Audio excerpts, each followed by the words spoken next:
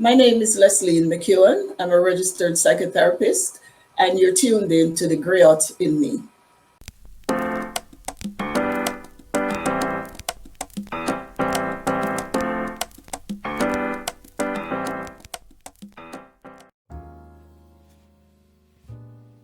I came from Jamaica, Kingston, Jamaica to be precise, on October 25th, 1974.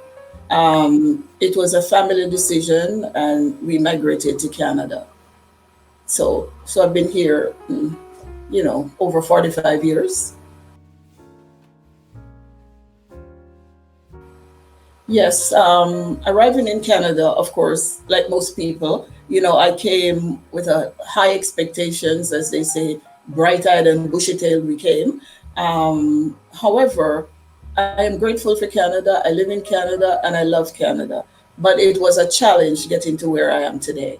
The experiences had been varied, some good and some bad.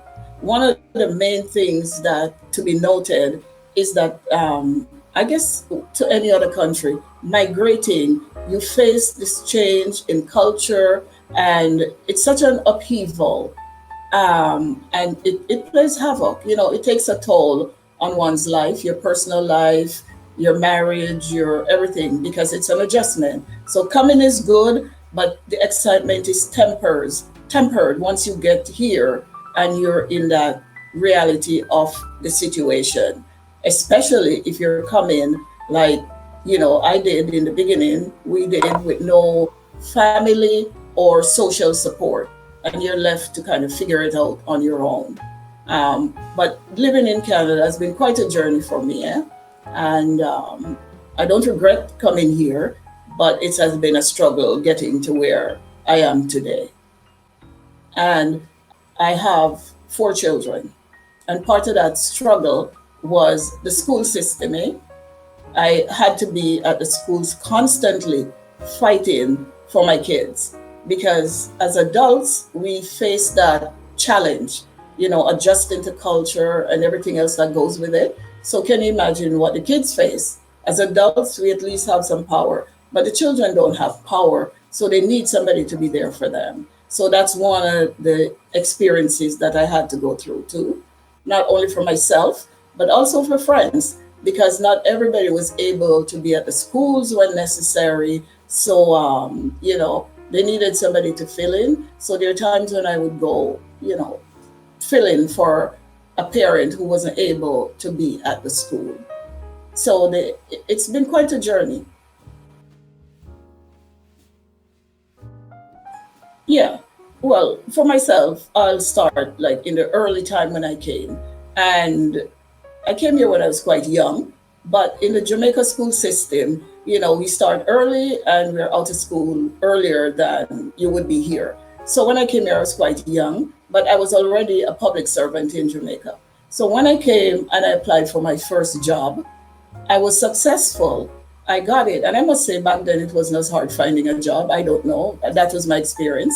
And I got the job with a very well-known international agency. I was interviewed, I did all kinds of testing, I was qualified, I got the job. When I met face to face with the gentleman that was supposed to be my boss, there was an adjustment. After that meeting, they called me and they said to me, look, we have to make an adjustment here. You don't have, quote unquote, Canadian experience.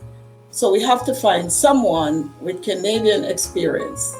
Yet, in the meantime, they offered me the job to be the assistant to that person. Although I didn't have Canadian experience, I was going to be the one doing the job, the only one doing the job, while they search for someone with Canadian experience. Now, obviously, that was a case of racism.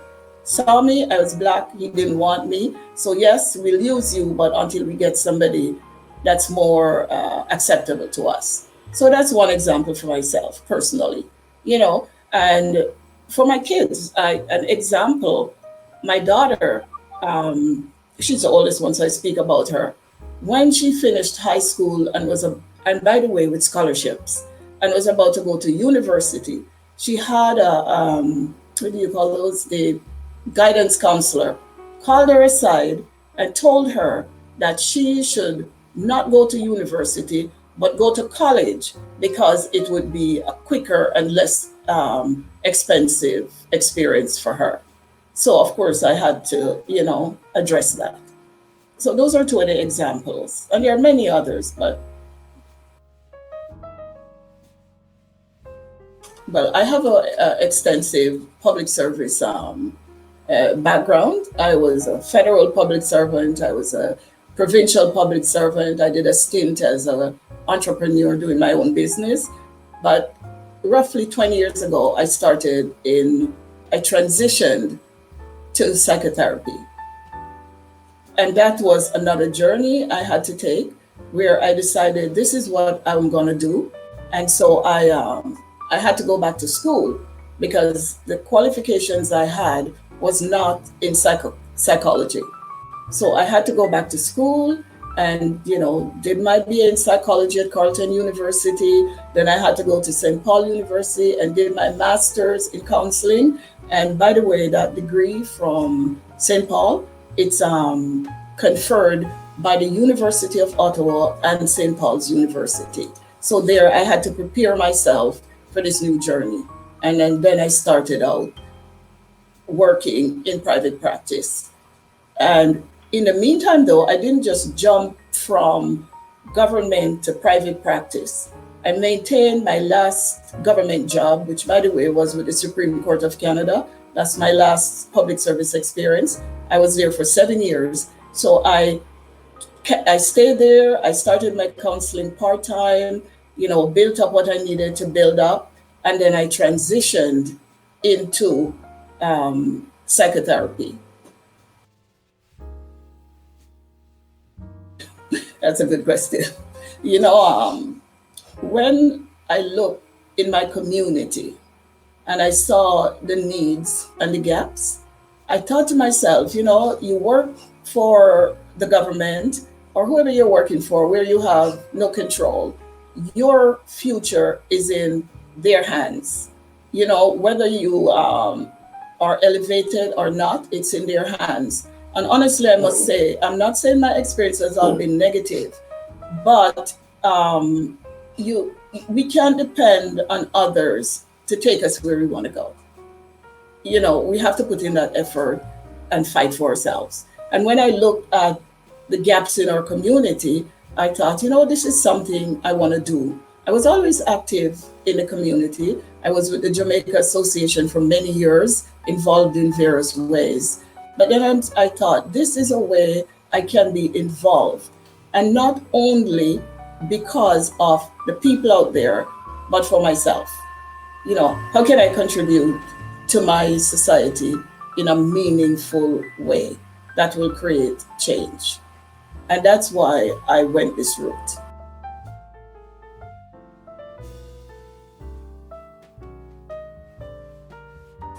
Okay, so I'm gonna, this is experiential. First I must say, although I'm a Black psychotherapist, I'd say less than 5% of my clients are Black. And we come to the reason, stigma. There's the stigma in the Black community when it comes to mental health. And not just in the Black community, but in the Black community I speak. If I'm not doing well physically, it's okay. I'll go to the doctor, I'll take some pills, I'll do what I have to do. But if I'm not doing mentally, it means that I'm weak. I'm gonna be looked down on. I'm gonna be treated with less respect than the others in my own community.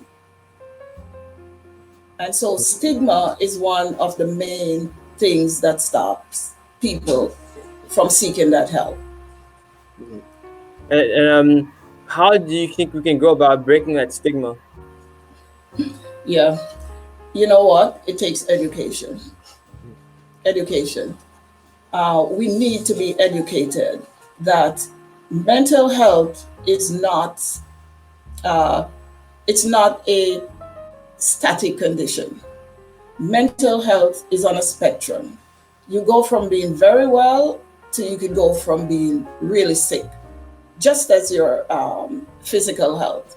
And depending on what we're going through at a certain point in our life, we could be at a different place on that spectrum. At some point, we could be at the end where we're very well or we're doing well, or at a place where, if we reach out to the community, to someone, a loved one, a family member, we could get the help we need, or we could be at the other end. But it's never static. So whenever it's learning that if I'm not doing well mentally, emotionally, I need to seek the help, and there's no shame in it.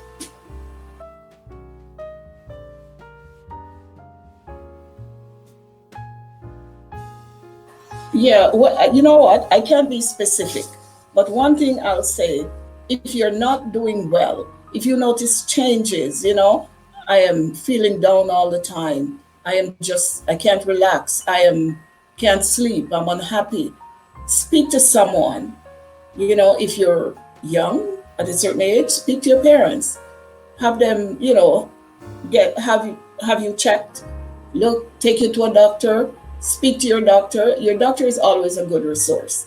I know your doctor may not be a person of color, but that doesn't matter. Start by getting the help you need. Now, finding a therapist who is sensitive to the issues faced by Black people, that's a little more difficult. It's not impossible, it's a little more difficult, but search for it. Help is out there, and reach out. Always reach out. Don't be ashamed, and don't think I'm not going to reach out because this person is not going to understand me. Because sometimes you might be surprised. The person may not be the one that will be the help you need, but they could find you the help you need. So get help. There's no shame in it.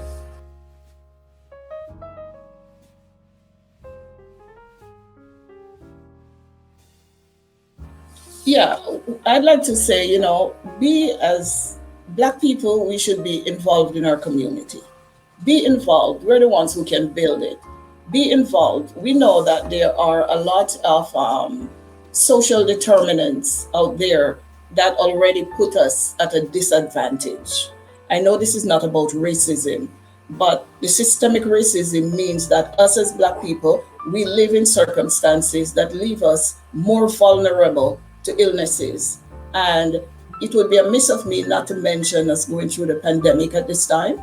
And it even leaves us more susceptible to the pandemic. So I say, reach out, stay involved, look out for each other, protect each other, be involved in your kids' schooling, look out for the young people in the society, because they are the ones that's going to carry the legacy forward.